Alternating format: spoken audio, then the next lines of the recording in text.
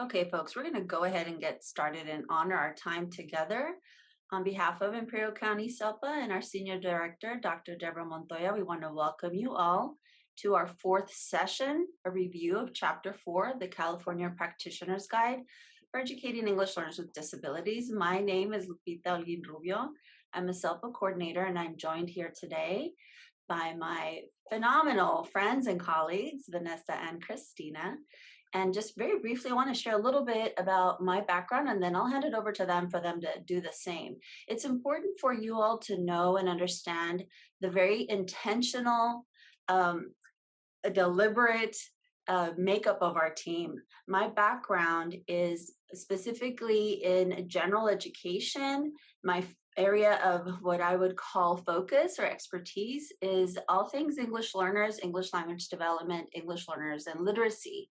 So that's what I contribute to this team. And it's important for you to know that because our makeup, being intentional, it's also our message from day one. It's how important it is to lean on each other's strengths and focuses and expertise as we work together. You know, we have a hashtag, our collective commitment, as we work together to improve outcomes for English learners with disabilities. And so our work here together is primarily to do that, to really model and message how important it is to tap into each other's expertise and how together we can absolutely do better. Okay, and so with that, I'm going to hand it over to Vanessa just to give her a little bit of background on herself, and then we'll pass it down to Christina, and then we'll come back right to me.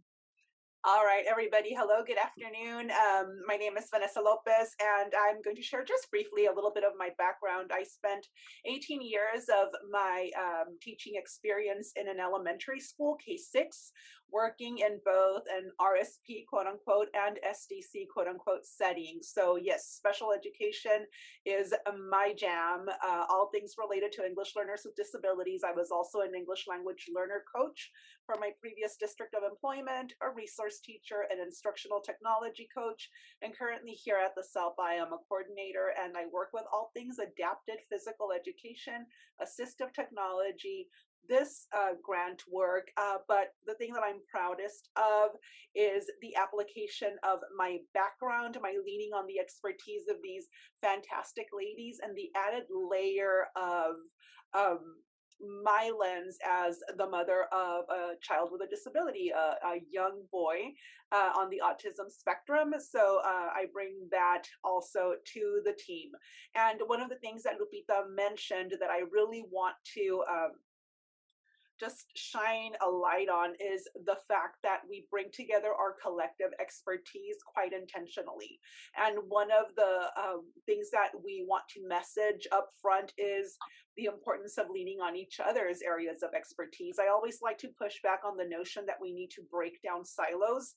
Rather, we require those silos. We need experts in those areas, but what we need is scaffolds, connections, ways of exchanging information, expertise, collaborative opportunities for us to lean on each other and build on our existing talents and experiences. So with that said, I will hand it over to Christina so she can tell us a little bit about herself and her experience. Hey, good afternoon, everyone. Thank you again for joining us. My name is Christina Zavala, and I'm a SELPA coordinator here with Imperial County SELPA. Just quickly regarding my background, I've been a school psychologist for over 10 years here in Imperial County. And most recently, I was also an administrator for special education at a secondary level. And also I have my post-secondary, I'm sorry, my postgraduate certification for completing school neuropsych evaluations. I'm also certified in completing assistive technology assessments, like my partner, Vanessa. And so I bring a different kind of lens to this team. And today's focus again is also on assessment of English learners, appropriate assessment. So I'm excited to be here to share this information from Chapter 4 of the Practitioner's Guide. Thank you, ladies. It's an honor to be here with you, and thank you for joining us. And carving out an hour of your very busy schedule to join us and learn together. So with that, we shared a little bit about ourselves. We would appreciate knowing who is joining us today. So as we proceed, if you would just let us know who you are, where you're from, and what is your jam, what is your area of expertise. We would really appreciate knowing who is joining us today, and can't wait to see that shower of introductions in the chat box. And next slide, please. So we introduced ourselves. I want also, again, remind you that apart from us here today, we also have our fearless leader, Dr. Debo Montoya, who is doing fearless leader things. And she's not joining us here today, but she does welcome you. And we appreciate very much you, again, taking the time to join us and learn more about how to support our English learners with disabilities. Next slide. So our grant work, Improving Outcomes for English Learners with Disabilities, is part of the statewide system of support. You can see here, we are one of 5 SELPAs that were granted this award to be able to provide support statewide. Our focus, our very specific and unique focus in Imperial County, is around English learners with disabilities. And it just so happens that at the time that we were awarded, the California Practitioner's Guide was launched. And so I say that it was designed, it was divine intervention here, because it just so happens that right upon the initiation of this grant, this very important document was released. And so it was very natural for us to take it on, as CDE requested us to support them in the implementation of training regarding this resource. So here we are in Imperial County. And again, we are part of the statewide system of support. And so I see that you're coming from different parts of California. Welcome. Next slide, please. And why we are here. As you can see on this slide, almost 30% of our English learners in the state of California are English learners with disabilities. That's a significant number of students who have very unique needs on top of their linguistic needs. And so it's important for us to really pull back the curtain and think about our current practices and policies that support English learners and also English learners with disabilities. From the onset of identifying our pre-referral process all the way to the possible exit from special education and reclassification from EL status. Next slide, please.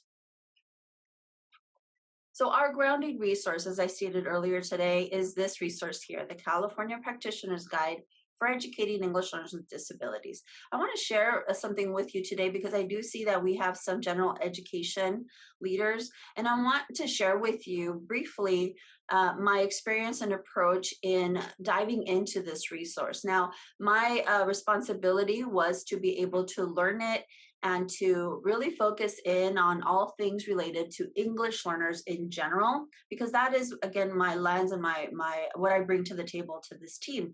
However, as I became familiar with it, I started to realize that there was a lot of things that I didn't know. And it made me a little anxious. It made me a little anxious because I thought, oh my goodness, I don't know this. What does this word mean? What does this acronym mean? And so I took a step back and I opened the resource again. And I started with what was relevant and what was familiar to me. And that grounded my knowledge base of all the other new layers that came gradually and continue to come as I continue to dive in and learn more about special education, what it means, what it doesn't mean, and how it intersects into my knowledge base and understanding of supports for English learners. So I ask you to think about and basically challenge you to approach this resource in the same way. Think about what is relevant, what is necessary at this point in your participation in this training, or what's happening back at your site that brings you here, and approach this resource through that lens and build on that knowledge. And whenever you come across a concept or a tool that is not familiar to you, this is when we ask that you lean in on your special education friends or your general education friends and colleagues to start building that bridge between our very needed silos, as Vanessa mentioned earlier today. We need to maintain our sound, strong knowledge base and our respective focus. However, it's important for us to build those bridges between our departments, our classrooms, our school sites, but build these bridges so that we can work together and collectively to support English learners with disabilities. Next slide. So with that, I'm going to hand it over to Vanessa, who's going to walk us through just a few more pieces before we dive into the content. Vanessa? Thank you, Lupita. So again, day 4 is going to be focused on all things chapter 4 in the California Practitioner's Guide. And I want to call your attention to this little yellow arrow here. Chapter 4 is part of section 2. Here we are concerning ourselves with all things pre-referral, referral, assessment, and the IEP process. So I want to call out the fact that IEP process doesn't necessarily refer to the development of the actual document, but rather the steps that go up leading into that process. So today specifically, we're going to be looking at chapter 4, and chapter 4 is all about assessment for English learners for identification as students with disabilities. And I like to add the word potential identification as students with disabilities because we know that, excuse me, we know that not all students who are up for assessment may necessarily meet eligibility criteria in any one of the 13 disability categories. So chapter 4, again, part of section 2, is focused on all things assessment, from the writing for the requirements for assessing an English learner suspected of having a disability, comprehensive evaluation practices and processes, and linguistically and culturally sensitive assessments, and utilizing multiple measures of student progress. With that in mind, let's jump into the questions that are addressed in this chapter. So because these administrator modules are developed with administrators in mind, this is the one question we're going to be focusing on today as Christina later on walks us through the content of the chapter and its application to our settings. So for administrators, what are the state and federal regulations and guidance related to assessing English learners suspected of having a disability or eligibility as a student requiring special education and related services? As always, we believe that it is important that we reach to as many practitioners as we possibly can. And as adult learners, I know that just like for our students that require different learning modalities and or supports, we like to practice what we preach. So what we have done is we've developed a infographic or a resource guide to help you connect to the content that's going to be presented today and have a means of taking it back to your sites or your community of practice, your professional learning communities, or any collaborative time between special education, general education, admin, teachers, any types of groups that you have where you're meeting and reviewing information. This document is going to support you in doing just that. So very quickly, I'm going to pop it open just to give you a quick walkthrough and a preview of what we're going to be looking at today. So it does double duty. It's going to give us some means of activating prior knowledge, of front loading some information, and also it's going to provide you with some ideas on how to take this resource back to your sites and how to use it to share the content that we're going to be covering today. So as always, all of these sections are hyperlinked. So as I hover over the title, it lets you know that clicking on this title will take you directly to chapter 4. If you're interested in accessing the entire practitioner's guide, you would click on the image. If you're interested in going to section 2 specifically, you would click on section 2. And it really does support in doing away with this overwhelming notion of having to dig through 400 and some plus pages and going to specific areas that you want to visit. Case in point, when you click on any of these areas, it won't take you to page 1 of the entire document. It will directly take you to the place where this topic is covered. So if you'd like additional information, if some of these bulleted points aren't enough for you, you may click on that section and it will take you back in chapter 4 specifically to the page where this topic is addressed to provide you with a direct link to that topic. So if you are curious about what is involved when assessing English learners of suspected of having a disability, you would click on this area and it would take you directly to that section of the practitioner's guide. Also, if you're curious about prior written notices, a comprehensive evaluation process, developing the assessment plan, again, all of these areas are linked to the document. You also get a visual of the different types of assessments to be considered when establishing a possible need for special education services once eligibility criteria has been met in one or more areas of disability, as well as a comprehensive evaluation process.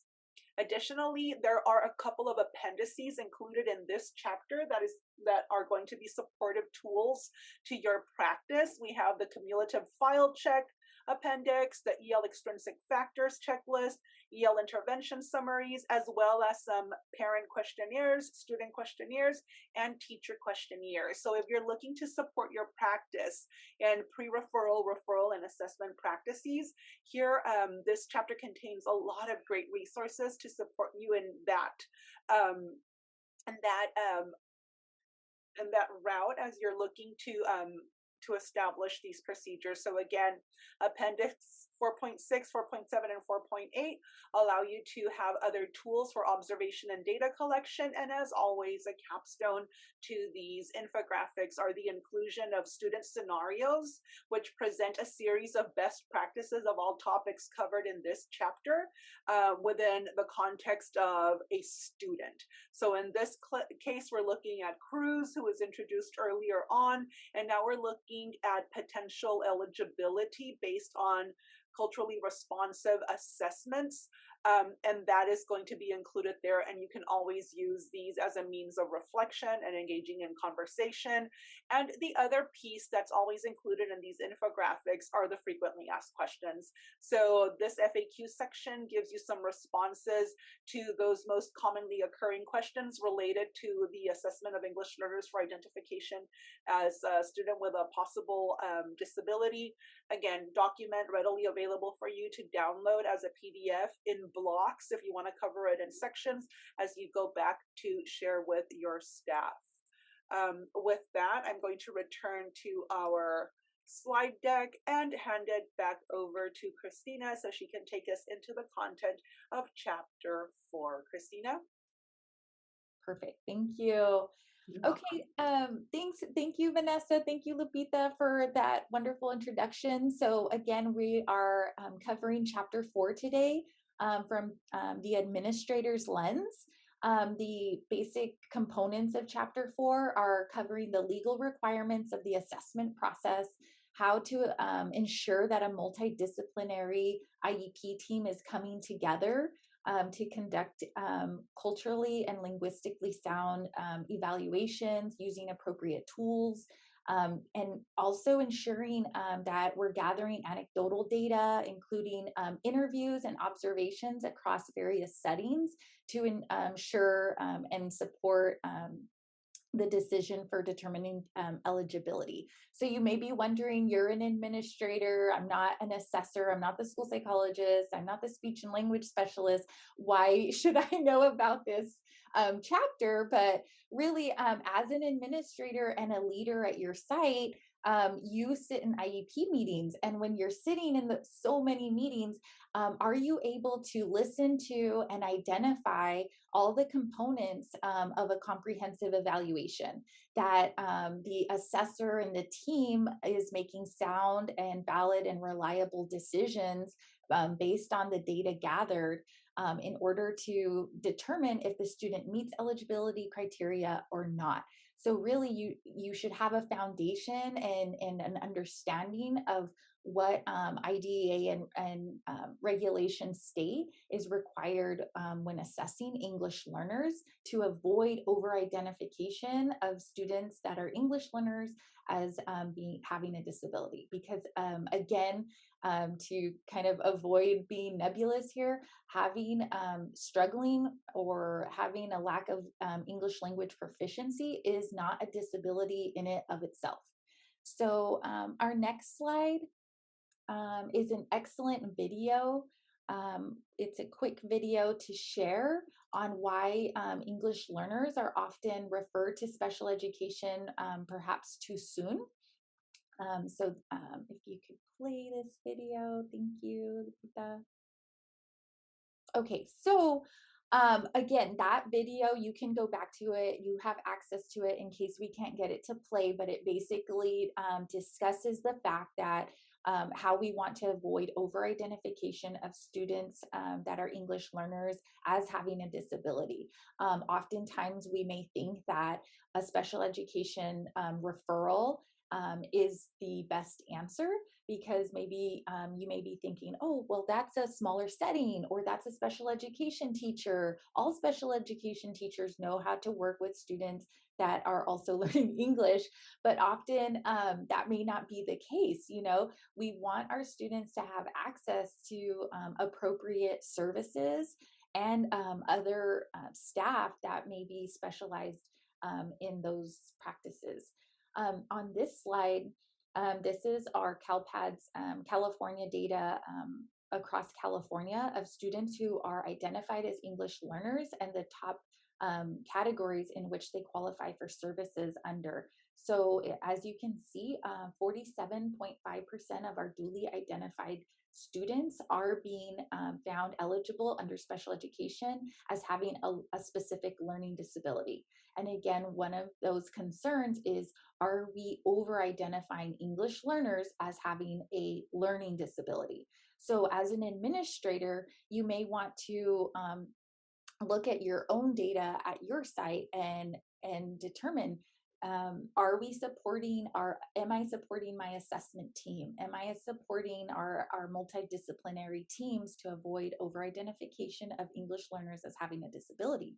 What are the questions and what are the steps that we can take away in reviewing our own site data? Are you noticing a high rate of English learners being referred for special education services? So those are things that as an administrator, you want to be aware of and cognizant of. And the next slide, please. I'm clicking on my own slides. Okay, so as most often English learners are identified as having a specific learning disability, I wanted to quickly share the definition of what a specific learning disability is. You have the definition here. It's a disorder in one or more of the basic psychological processing areas, and it involves an imperfect ability manifest in spoken or using language or written, and manifesting itself in the areas of listening, thinking, speaking, reading, and writing. So that's a very, very broad definition, but I'll go further into the two prongs of the definition, which is prong one. As an administrator, just so you know, an overview is that qualifying for specific learning disability isn't just having a learning gap in one of these achievement areas. So oral expression, written expression, these areas, they do need to be assessed in a comprehensive evaluation. All of these areas should be assessed, and the data should be reviewed, is if the child is presenting a deficit or a pattern of weakness in any one or more of these areas. But it's not just having a learning gap. The second prong really drives home what entails qualifying a student qualifying under a specific learning disability. It really, one of those academic achievement areas that are presenting as a deficit or as a weakness needs to be tied to a processing disorder. So in California, it is required to identify a processing disorder, so that we aren't just identifying students that have learning gaps, but that area of academic weakness is research-based and tied to correlating to one of these processing areas or more, which these areas also have various narrow abilities as well. So your reason for referral, or why a student is being referred for special education services, really needs to be specific on what academic areas are of concern, or what processing areas are of concern, to help the assessor narrow down and really identify what is the team trying to answer in the possibility of the child presenting a specific learning disability. Next slide. And I love this slide because it really identifies and helps administrators to understand what is a specific learning disability, what is it not primarily due to. It is not due to a child having limited school experience or excessive absences and environmental or cultural differences. So again, a student having different cultural and linguistic backgrounds should not be a reason why we're qualifying a student. Just their more limited language acquisition in English. It's also not due to any intellectual disability or emotional disturbance. Those are completely two different special education disability criteria areas. And also limited English proficiency. Again, that's, and I will read this to drive it home. The normal process of English language development, as well as manifestations of dialect and socio-linguistic variants, shall not be diagnosed as a disabling condition. And it is a shall not a may not, but a shall not. So again, these are areas that need to be ruled out as part of a comprehensive evaluation for specific learning disability. Slide. Okay, and here are the federal codes and California Ed Code regarding IDEA and assessment and determining for special education services. So you have the link there. And next slide. So going back to our SST to special education referral process, this is a circular flow model that really outlines, the steps, and they really can ebb and flow. But when a referral is made, what is the process look like from that time that the referral is made to the completion of the evaluation and the IEP development. So I know that sometimes if you are an assessor, a special education referral may come to you. These prior steps to 4 may not have occurred, but you may be in the situation where you do need to begin that referral process or that assessment process. So in a perfect world, we really want these pre-referral and interventions to take place so that we have that data to ensure we're making sound decisions during the evaluation process. But again, if you receive a parent referral, a letter, that process for completing the special education referral needs to start right away. So the team has 15 days in order to present the parent with an assessment plan. And then upon the receipt of consent, the team has 60 days. The 60-day timeline begins to complete the evaluation. And prior to that 60 days, an IEP team needs to convene to review the results of the evaluation. Next slide, please. Okay, and going back, so you're familiar with the assessment plan.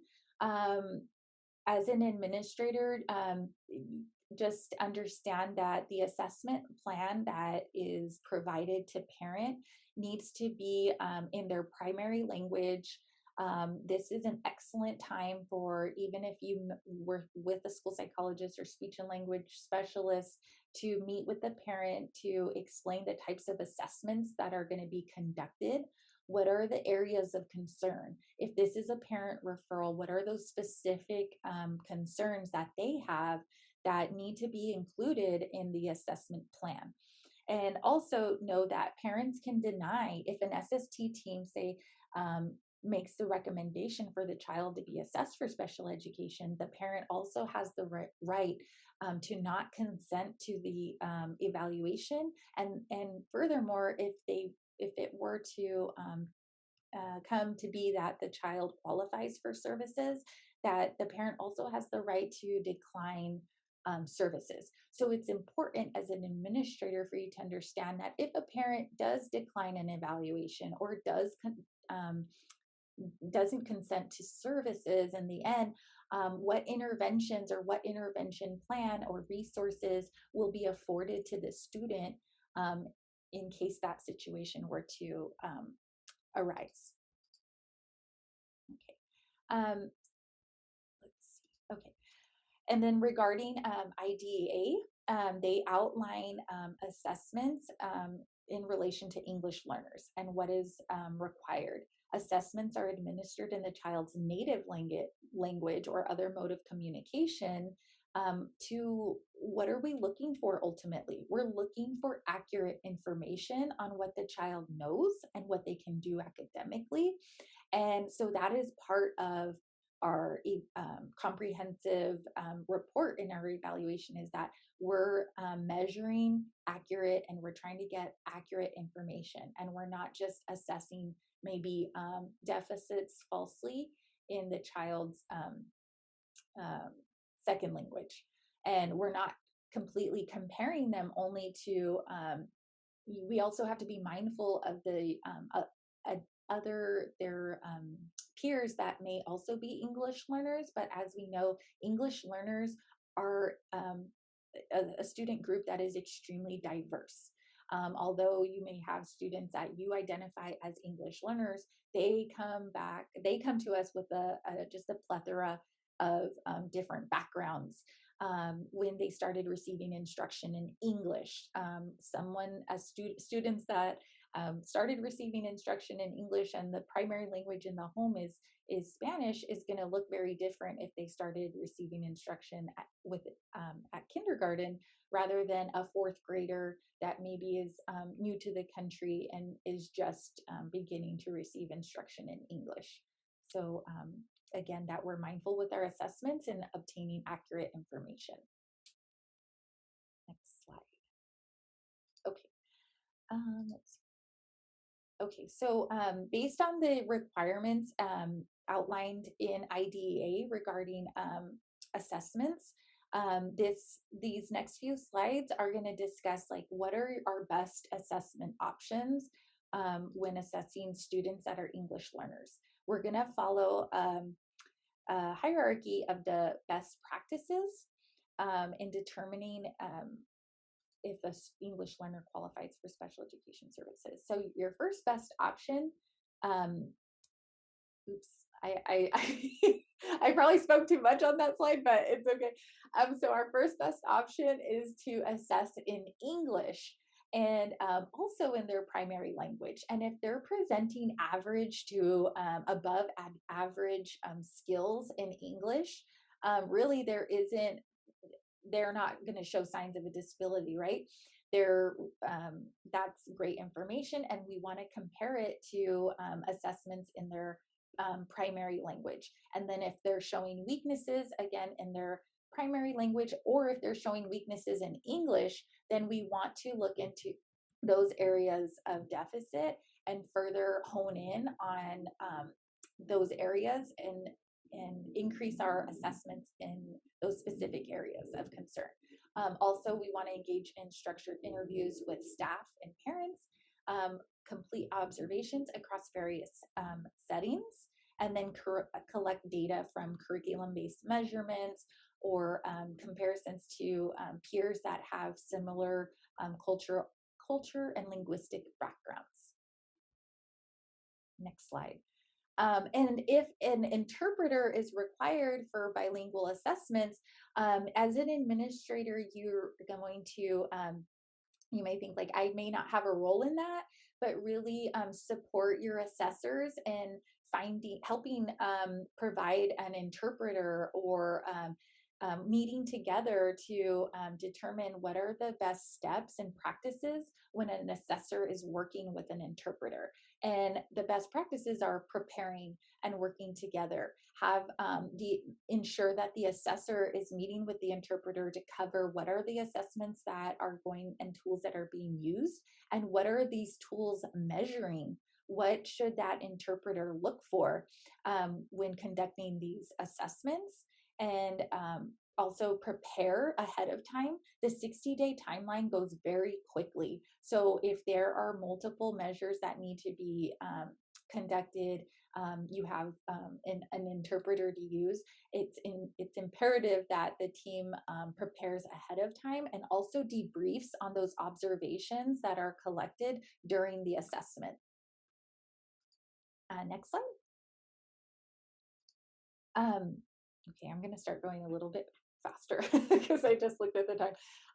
So the Appendix 4.3 is an excellent resource that helps the assessor have a great interview with the student. It's a student questionnaire in relation to their language use. So it would help building rapport, helping the student feel comfortable sharing of their most preferred ways of using language, in order for students or assessors to be culturally and linguistically sensitive in their assessments.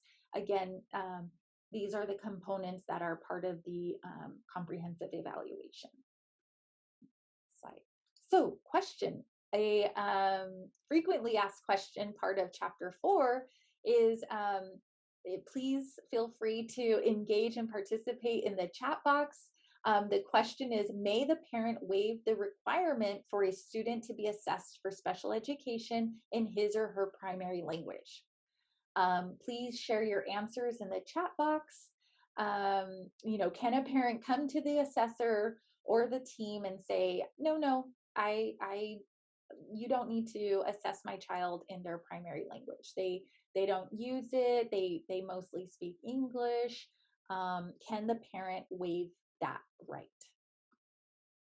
So I'll give you a few moments to share your answers in the chat box. Thank you, Jennifer. No, there's a no. No, awesome. Okay, we'll go on to the next slide because I think you guys know the answer to this question. No. So the parent may not waive the right for their child to be assessed in the primary language. Again, it's a requirement as part of the assessment process. Let's see. Okay. Furthermore, regarding non-discriminatory evaluation, these are, I'll just summarize that the instruments used must be valid. They must be used by a trained professional, like a school psychologist, speech and language specialist. As a school psychologist, you're not necessarily utilizing tools that are in the realm of a speech and language or occupational therapy. So you want to use assessments that trained personnel are trained to implement, evaluate specific areas of need. So what are those IEP team concern or SST or referral concerns, not just looking for an overall IQ score. They really needs to be specific and looking at those various processing areas. And also, I'd like to point out the fact that regarding limited school experiences, excessive absences, that needs to be identified in the IEP, touch on that. And then also an evaluation cannot be delayed if a team is, and say that you're waiting for a diagnosis or an evaluation from an outside assessor. So if a parent says that their child is being assessed by their private psychologist, or they are just getting maybe a medical diagnosis from their physician, the team cannot delay the assessment process. So really what you want to do is move forward as a district with the process, and should the diagnosis or additional pertinent information that's related to the student come after the fact, I would definitely look into discussing that with your assessors and maybe amending or coming back to the table and adding that pertinent information if necessary, as it may impact the student's eligibility and provide the team with more information. And also it must, your assessment must include discussing involvement of the student's involvement and progress with the general curriculum. So again, we want to look at their LRE and their least restrictive environmental setting. Next slide.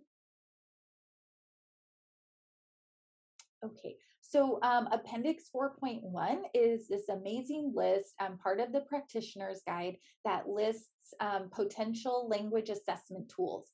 So it's wonderful to have. It's not an exhaustive list, but as an administrator, maybe you want to meet with your assessment team.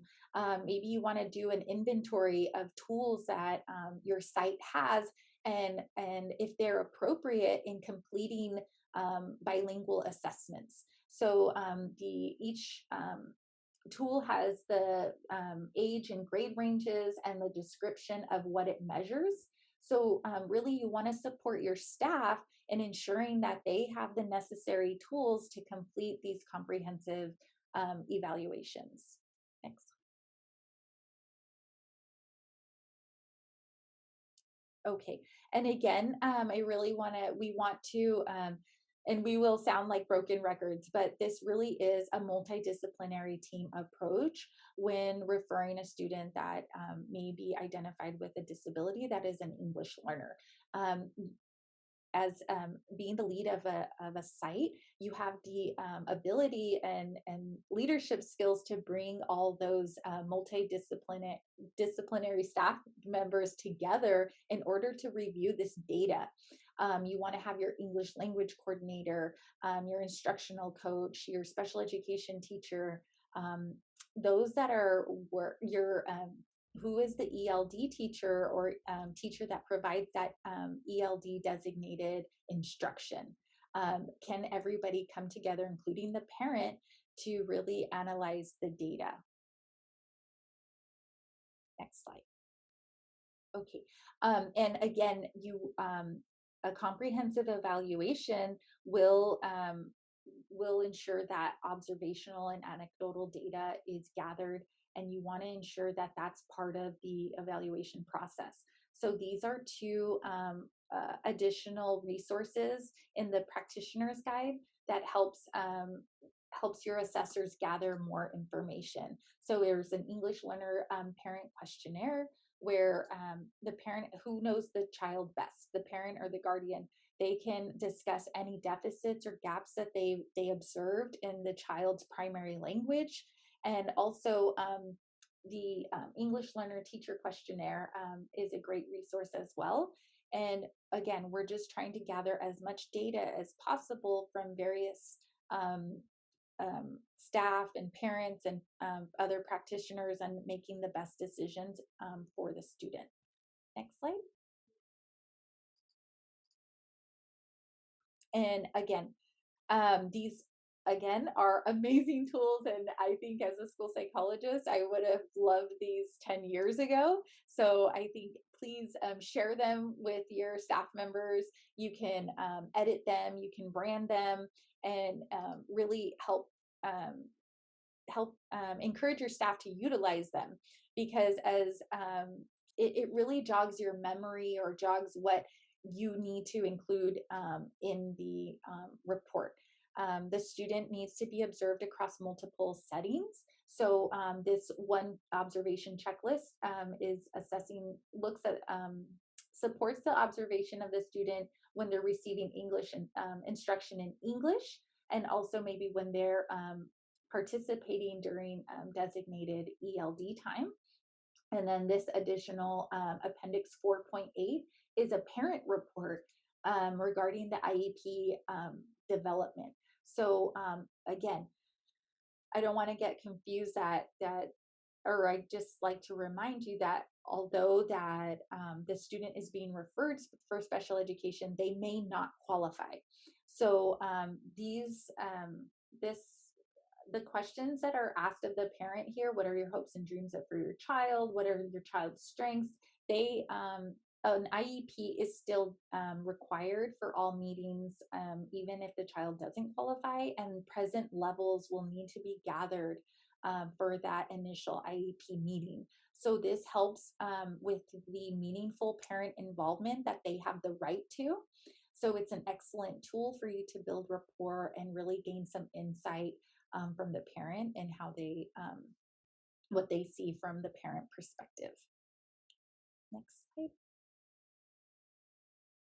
Okay, so again, here is a link to the evaluation procedures that are required and outlined in IDEA. Asking yourself, is your assessment valid? Is it reliable, comprehensive? Are all areas of suspected disability identified and addressed in the evaluation? Next slide. And once you gather all this data, you may be asking yourself, what does this data mean? Did I gather enough data? And really administrators will want to have, I mean, I think it's beneficial to have a pre-meeting, check in with your school psychologist. What is the data looking like for this student? What are the next steps if the child doesn't qualify? What is the student, a student may present a disability, they may, but is it impacting them enough in which they need special education services? What is their ask? Have our ELD specialists that work with the student share on how the student is progressing in relation to the ELD standards in comparison to students with similar culture and linguistic backgrounds. Next slide. Okay, and also this is a quick summary so that you're aware of what are the minimum requirements of an assessment report for English learners, but really this is for all assessments of areas of suspected disability. So these are the components that are required at minimum to be part of the comprehensive report. So there needs to be information regarding health and developmental medical findings related to the student, and the observations are required. There needs to be discussion regarding the child's social emotional functioning and in relation to their academic progress. And again, any factors related to environment, culture, and economic disadvantage where appropriate. So you have access to that under that information. Next slide. And further best practices for assessment is what is the impact of language and culture on the student in relation to their learning. Please add in the reports, there should be mentioned that if standardized assessments, if any of those assessments or techniques were altered with interpretation, that you make note of that. Maybe those standardized scores won't be reported on, but that is all anecdotal information that is rich in information to share with the team. Identify in the report if interpreters were used or translators used. Make a statement regarding validity and reliability, and also mention the examiner's level of language proficiency in the student's primary language. Next slide, please. Okay, so for future work, I know we're running out of time here, but there is, again, a student scenario. You can meet with your teams. We encourage you to meet with your teams to complete this exercise where you're reviewing the student scenario cruise. And these are some items to reflect on that student scenario. Can you identify as a team the best practices? What additional assessments would be used for working with Cruz? And is there any additional information you would like to ensure that Cruz's assessment is valid and comprehensive given her background? Next slide. And this is regarding the exercise. If you meet with your team and engage in that student scenario, you can break up into teams and read it's a longer student scenario, but it's really rich. And if you kind of go at it in the jigsaw style and come together as a group to reflect on those different areas, it would be beneficial to your team. And then next slide. Okay, so before we leave, here is an additional resource of culturally and linguistic appropriate special education assessment procedures. So this is another tool. It basically outlines that, for example, say if you wanted to pool evaluations, speech and language evaluations, pool files, pool some psychoeducational evaluations of some students in your site, you can go through this checklist to ensure that all the required components that are outlined in EdCode are in those evaluations. And this is an exercise that you can do with your assessors to ensure that appropriate practices and measures are being taken when working with students who are English learners. And also at the bottom, you'll find all the appendices, I'm sorry, that are outlined in the practitioner's guide for chapter 4. And also there is an FAQ regarding the requirement and use of interpreters.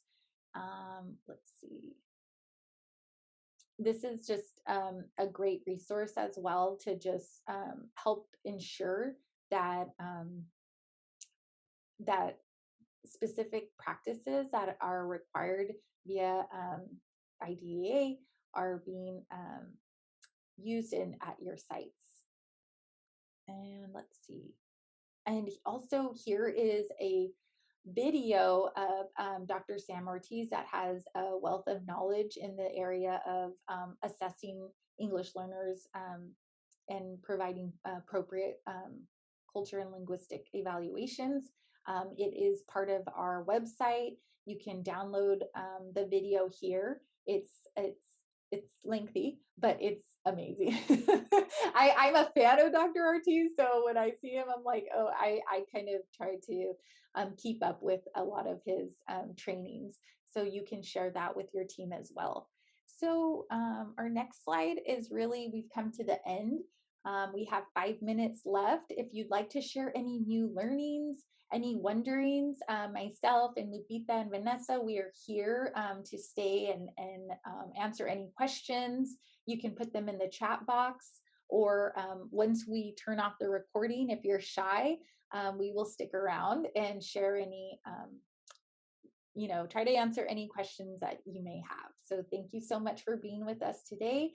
And we look forward to having you for our next meeting when we'll be covering chapter 5, all things chapter 5. And I believe our next meeting is, let me try to find that. In the meantime, while you find that, Christina, I want to circle back to sharing my screen to let everybody know where the videos are. So let me go ahead and pop that open. And here we go. So if you visit our website and you hover over this purple section right here, that's our statewide grant. If you travel on further down, you'll see training modules.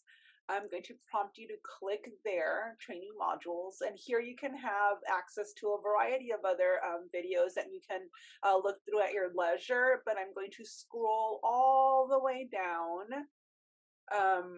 And don't mind these notifications, just click allow for YouTube and it'll direct you to the video. The videos are there for some reason or another, or third-party media limitations make our screens show like that, but it shouldn't for you. But if it does, again, just always for YouTube and you'll be fine. If you scroll all the way down, yes, we do have a lot of videos. We have chapter 1 and chapter 2 uploaded, and it's under the heading Virtual Institute for Administrators, Key Decisions Related to English Learners with Disabilities. So you'll just go ahead and click on the video here and it'll pop open the video in YouTube. There will also be access to the materials resources, which is the Padlet, and you'll be able to access that by clicking there. Know that we've updated the Padlet to have the slide decks for chapters 1, 2, 3, and 4 in there. So you'll have access to those as well.